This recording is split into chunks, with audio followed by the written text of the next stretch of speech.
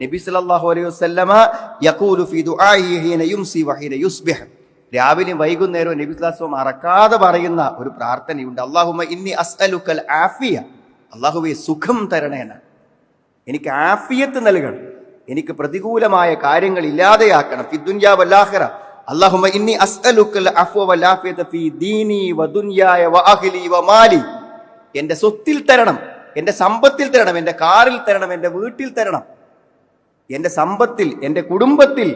അല്ലാഹുമ്മസ്തുർ ഔറാത്തി വ ആമിൻ റൗആത്തി, എന്റെ സ്വകാര്യതകളെ നീ മറച്ചു വെക്കണം, എന്റെ എല്ലാ ഭയങ്ങളിൽ നിന്നും നീ എനിക്ക് നിർഭയത്വം നൽകണം.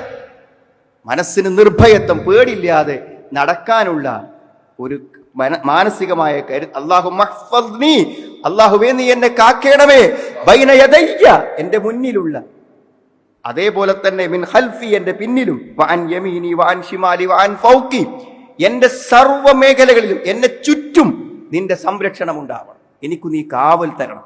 എത്ര അർത്ഥവത്താണ് സഹോദരങ്ങളെ ഈ പ്രാർത്ഥനകളൊക്കെ. യഥാർത്ഥത്തിൽ ഈ ഭയം നമുക്ക് നൽകുന്ന ഒരു വലിയ സന്ദേശമാണ്.